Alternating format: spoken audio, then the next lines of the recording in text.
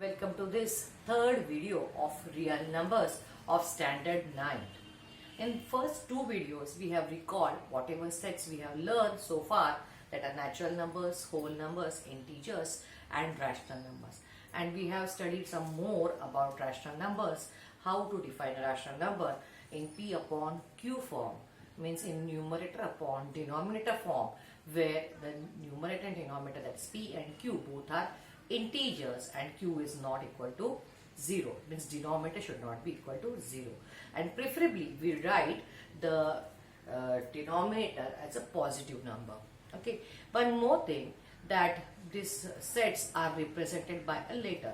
Set of natural numbers represented by N, whole number set is represented by W, I means integers, but rational numbers is represented by the letter Q.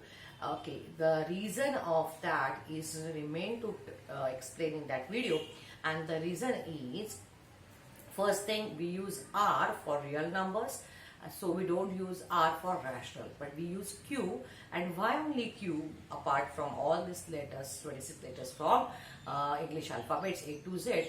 Because the reason is, rational numbers expressed in the form of P divided by Q, and P upon Q, that's the answer is the quotient, and the letter Q is taken from the word quotient.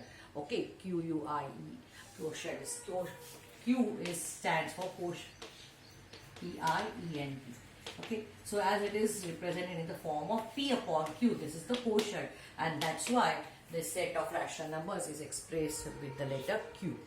Okay, now we have learned how to convert this Varga fraction into numerator or denominator form into decimal form also. Okay, how to convert this decimal form of this, and we have seen that decimal form of a rational number is either T, means terminating, or it is non-terminating recurring. Okay, so we have seen this in previous video. Now what we are going to see? Now we are going to see, if the now decimal form is given to us, how can we express in the form of P upon Q? For terminating, we have learned before also. If it is terminating, for example, if it is a 0.5, we can say it is 5 upon 10. Why 10? Because after decimal, there is only one digit, so we write only 10 after this, and this is the 5 upon 10. Of course, we don't write this answer as final, because we give it reduced form, 5 ones are 5 and 5 twos are 10. So this is the final answer of 0.5. Suppose it is say 3.29, then this can be expressed as 329 upon 100. After decimal there are two digits, so we write here two zeros after 1, that we divide the 329 by 100. We know this. Okay, now this is the P upon Q form of given decimal fraction if it is terminating. Okay, of course, if you can divide it further, you have to divide it. If not, then it's okay. Now we are going to learn in this video how to convert the non-terminating recurring type into P upon Q form. So this is the thing we are going to learn. Okay, so let's start. I have copied question number 3 from practice set 2.1, and here we are going to see how to solve this. Okay, so in this video we are going to express the recurring decimal in P upon Q form, that is numerator upon denominator form, and these are the 5 numbers which we have to express. Let's take it one by one. Okay, so let's start with 0.6 dot. What does it mean? 0.6 dot means it is 0.666 recurring. 6 is coming again and again. Okay, so we will start this. We will say let x is equal to 0.6 recurring. Okay, now after the decimal, before the decimal there is a 0, and after decimal only one digit, 6 is coming again and again. So what we will do, we will multiply both sides by 10. As it is only one digit, we will multiply by 10 to both sides. 10x is equal to 10 into 0.6 recurring. As for if it is 6 upon 10, we write 0.6, or vice versa. If it is 0.6, we write it 6 upon 10, correct? So here, if it is 0.6 recurring, to convert it into the P upon Q form, we will first multiply both sides by 10, having 1 0 when it is one digit recurring. Okay, so here we get 10x is equal to, what is this product of 10 into 0.666? What is the meaning of 0.6 recurring? Meaning of this? So it is 10 into 0.666 dot dot dot. Okay, when we multiply any decimal number with 10, the decimal shifts to the right by 1 digit. Why 1 digit? Because here is 1 0. So when decimal will shift here, decimal will move here, it will come as 6.666 recurring, 666 dot dot dot. It means it is going to be 10x is equal to 6.6 recurring. Okay, so let's say this is say 1 and this is, if we say 2. Now what we will do, we will subtract this statement from this. So if I want to subtract 10x minus x, it will become 6.6 recurring minus 0.6 recurring. Okay. Now in left side we will get 10x minus x is equal to 9x.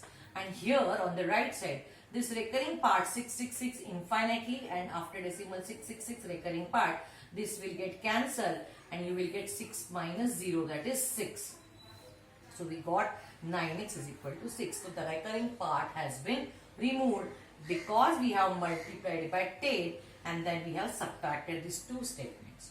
Now we get x is equal to 6 upon 9. Now 6 upon 9 we have got the P upon Q form, but we know that it is not reduced form. We can divide the numerator and denominator by 3, and we can divide it by 3. We can get it 3 2s are 6 and 3 3s are 9. So we have got this value of x, and what is x? X is equal to what? 0.6 recurring.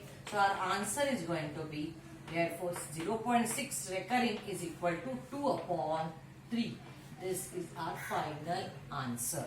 Okay. So what we have done, whatever our recurring number was given, after decimal, how many digits are recurring we have seen. If one digit is recurring, we will multiply it by 10.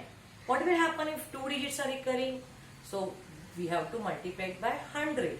How? Let's see the question number 2. Okay. So I do here second question. It is 0.37 recurring that we have to find. Okay. We will say let x is equal to 0.37 recurring. Okay. So if it is now two digits are coming again and again, it is recurring means what? This is 0.37, 37, 37. This group is coming again and again and again. Now the group is of two digits, so we have to multiply by taking two zeros on one on both sides. Means it is we will multiply by 100. Okay.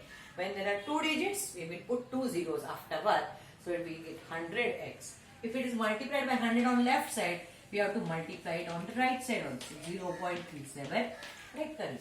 Okay. So what we will get this, so 100x is equal to, when we multiply by 100, decimal will shift to the two digits to the right. Okay, when it is shifted on the right, what will happen? You can check here also. If it is shifting here, it will come here now. So it will become now 37.3737 recurring. Okay. Now we will subtract this x from 100x. So if it is 100x minus x is equal to 37.37 recurring minus 0.37 recurring. So we get 100 minus 1x, that is 99x, is equal to this part will get cancelled with this recurring part 37, 37, 37 or 37, 37, 37, and remains 37 minus 0, it is 37. And therefore here x is going to be 37 divided by 39. As 37 is a prime number, you cannot divide it further, so that will be your final answer. So your answer is going to be 0.37 recurring is equal to 37 upon 99. So in this way, we have found the P upon Q form of two answers of two questions, that is 0.6 recurring and 0.37 recurring. In both the questions, if you observe, before the decimal point we have 0. We have 0. And what was our answer here? So here the answer was 6 upon 9. Of course, after reducing form, we got it 2 upon 3. But if before the decimal, if we have 0, we can tell that answer very quickly by observing. What do you find? When it is 0.6 recurring, we had got it 6 upon 9. Basically, it was 6 upon 9. So this you can write 6 and upon 9. Okay. And when it is 0.37, you got 37 upon 9. Means when one digit is recurring, the denominator is 1 9. When two digits are recurring, you get denominator as 2 times 9 9. Means 2 times 9 9 is 99. Okay. So if the question comes for multiple choice question type questions, or if you want to answer quickly, how can you check? How can you verify that? If it is a 0, say if it is a 0.3, okay, recurring, you can write directly for multiple choice question. When this question for 2 marks, solve and all that, you have to do all that steps. But this answer will become 3 upon, one group is coming again, so 1 9. If it is reducible, reduce it further, you will get it 3 1 upon 3. If it is 0.5, it will be recurring and it is 5 upon 9. Recurring it should be, okay. If it is 0.23 recurring, then it will be 23 upon 9. Okay. So this will be your answer after solving all this. If it is 0.512, what will happen? So if it is 512, 3 group is recurring again, coming again and again, you will get below 999. You can go through by this method and you can verify. Okay. So this will be the way of the answer. Okay. This is for if it is before the decimal 0. If it is not 0, what happens? Let's see. Okay.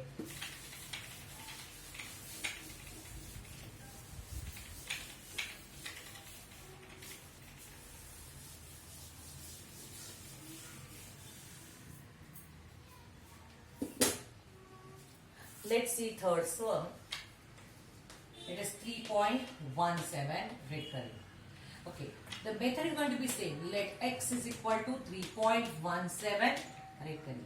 As here it is after 3, 17, 17, 17. This is the group of 2 which is recurring. We have to multiply it by 100. So it is going to be 100x is equal to 100 into 3.17 recurring. Okay.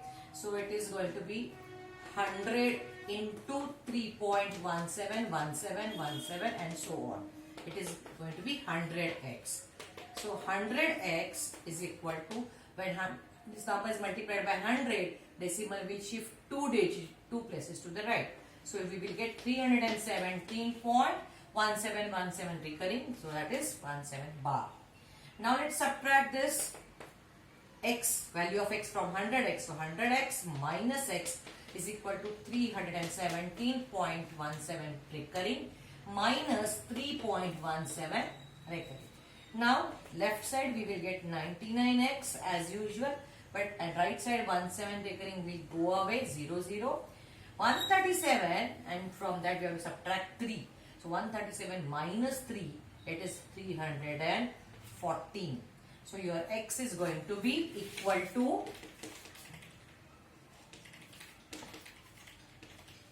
314 minus 99. It means you got 3.17 recurring as 314 upon 99. This is your answer.